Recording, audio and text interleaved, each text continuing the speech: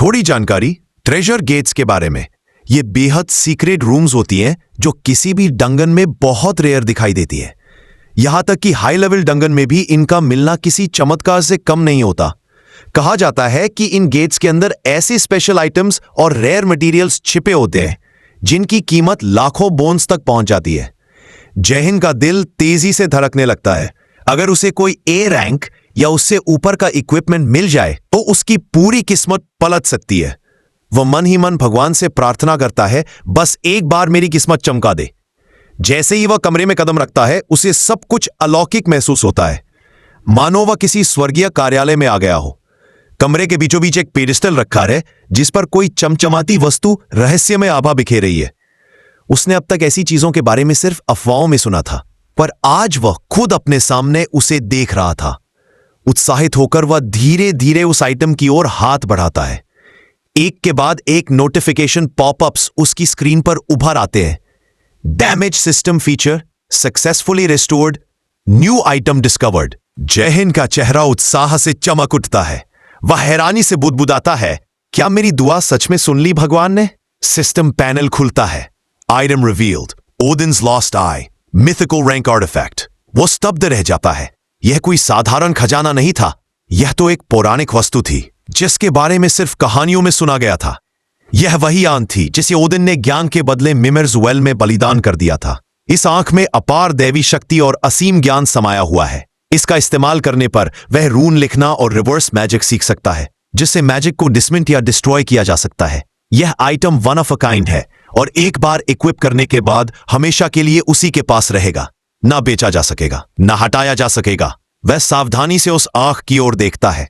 उसकी चमक इतनी प्रखर है कि सीधे देखना मुश्किल हो जाता है। आंख के भीतर नीले और सुनहरे प्रकाश की लहरें घूमती है, जैसे उसमें स्वयं ब्रह्मांड का रहस्य समाया हो।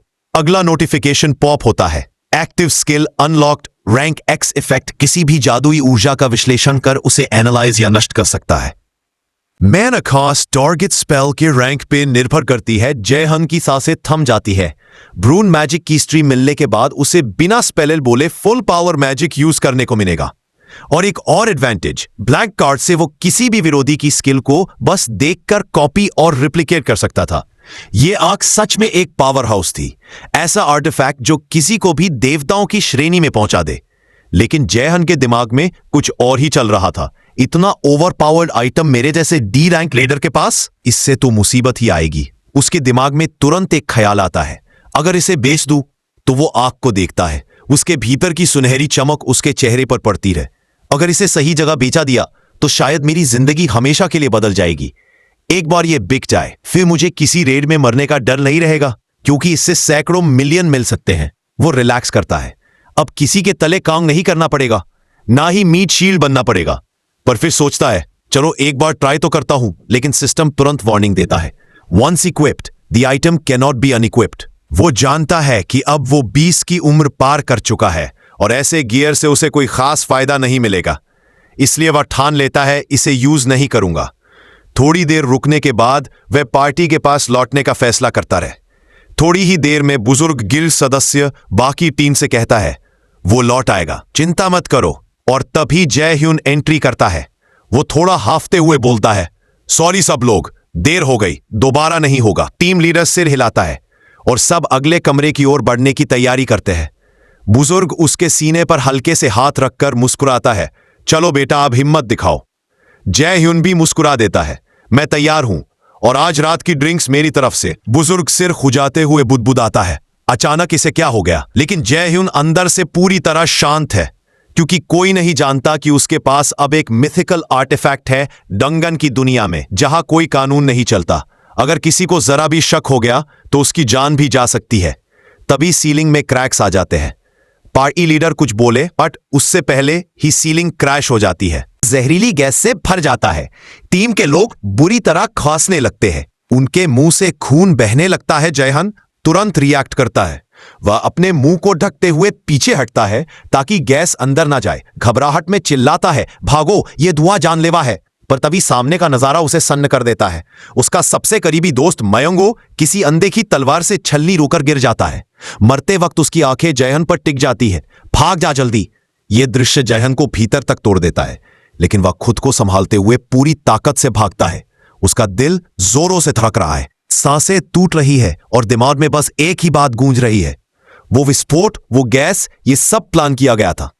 वो किसी तरह दंगन के एक कोने में जाकर रुकता है, दीवार से टिककर हाफते हुए बैठ जाता है, पसीने से भीगा चेहरा और आंखों में डर। क्यों, आखिर मेरे साथ ही क्यों? अचानक उसे किसी के होने का एहसास होता है। जैसे ही जयहन पलटता है, एक फायरी एरो उसके सामने जमीन में धंसती है और जोरदार धमाका होता है। धुएं के बीच से एक आकृति उभरती है, हड्डी जैसे आर्मर में लिपटा हुआ शख्स। जयहन की आंखें फैल जाती है। ये कोई और नहीं, जंग वुमन यंग था। यंग मुस्कुराता है, उंगली पर एनर्जी की चिंगारी चलाते हुए कहता है, तूने कहा था कल मिलना है, तो देख मैं आ गया। जयहन गुस्से में गरजता है, ये सब तुमने किया। जहरीली गैस, मीट योर गिल्ड पर अटैक, सब तुम्हारा काम था। यंग बिना शर्माए हल्की मुस्कान के साथ जवाब देता है, बिल्कुल, सब मेरा ही प्लान था। जयहन के चेहरे पर हैरानी और गुस्सा दोनों उभर आते हैं, पर वो खुद को काबू में रखता है। शांत स्वर में पूछता है, क्यों किया तुमने ये सब? यंग कंधे उचकाता है जैसे कोई मामूली बात हो। क्लाइंट्स ने कहा था तो कर दिया। कई लोग मीट योर गिल्ड से नफरत करते हैं, वो खुद को बाकी सबसे ऊपर समझते हैं। जयहन मुट्ठी भींचता है, दांत पीसते हुए बोलता है, तो ये सब पैसे के लिए?